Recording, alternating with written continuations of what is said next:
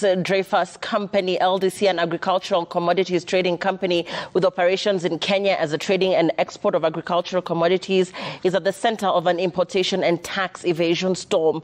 Documents seen by Citizen TV show that the company could have outwitted the taxman in a multi-billion importation of palm oil deal that saw them avoid duties and levies worth over 62 billion shillings. Jimmy Mbogo has more details on how the taxman was caught flat-footed, raising questions on the competency of the Customs Department of the Kenya Revenue Authority.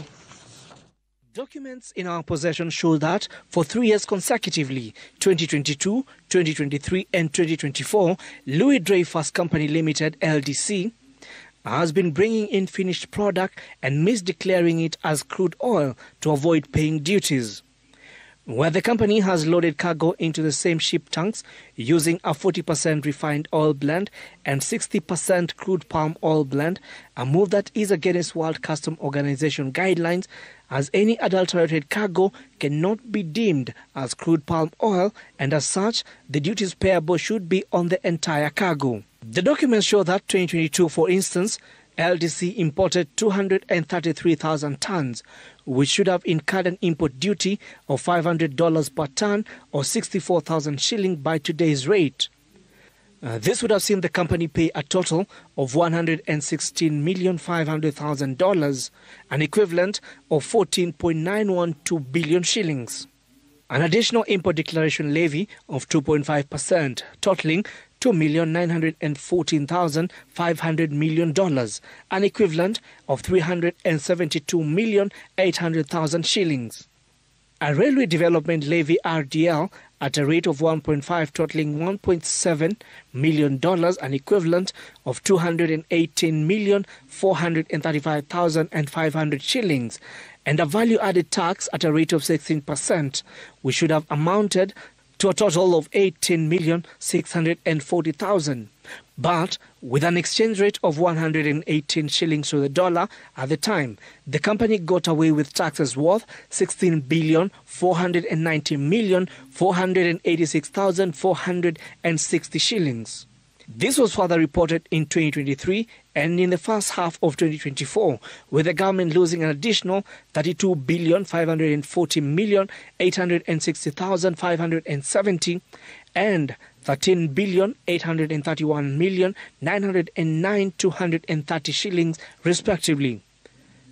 All this amounting to 62,863,256,440 shillings losses in revenue for the 3 years. Citizen TV has also learned that the cargo, which largely is imported from Asia, saves the company upwards of $70 per ton, an equivalent of 8,960 shillings by today's rate. Since the export of crude palm oil from Indonesia and Malaysia does not attract any export duty on refined palm oil. In shipping documents in our possession, the company has also been using the pre-enter clearance by submitting necessary documentation and information about their shipment before it arrives at the port of Mombasa. A move that allows them faster clearance at the port when the cargo arrives, as most of the required paperwork and checks are completed in advance. The question that now emerges is how the company has remained under the radar of the taxman and how the goods were inspected without being flagged, leading to these losses in revenue. Our efforts to get a comment from the Kenya Revenue Authority have borne no fruit, and our attempts to reach out to LDC were also futile, as there was no response from the contact provided on their website. Jimmy Mbogo, Citizen TV, Nairobi. So basically what we have seen there was a very well orchestrated scheme of evading tax, and the system worked in a way that it was very clean. It could not be noticeable within a period of these 3 years. Remember 2022, 2023 and 2024, most of the time we have seen that the minister under the watch of importation of oil was the Minister of Trade. That was Moses Kuria, who was in place during that time.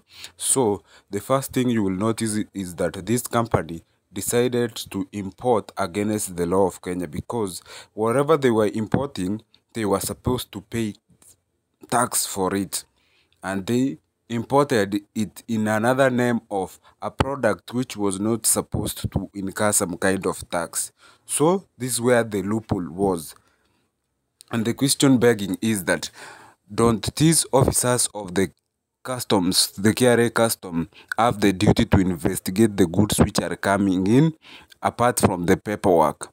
So basically they did the paperwork, but the work on the ground is either they knew it and never acted upon, or never knew it and never noticed it. So the question is, which ministry now is responsible for this kind of evasion of tax? Obviously, it's the taxman himself. That is the Kenya Revenue Authority. And Kenya Revenue Authority has been mandated a duty to inspect products like this when they are coming into the country. So, from the research there by Citizen TV, it's very clear that the country lost 62 billion. And this 62 billion is a lot of money. 62 billion can do a lot of things. 62 billion can create even 10 FIFA standard stadiums. Imagine 62 billion. As a Kenyan, how do you feel? So, I really hope the government works upon this thing, because most of the time they have been kutenga, and for the past, imagine from 2022, 2023, 2024, those in a period of 3 years. It's not full 3 years, but it's a range of 3 years.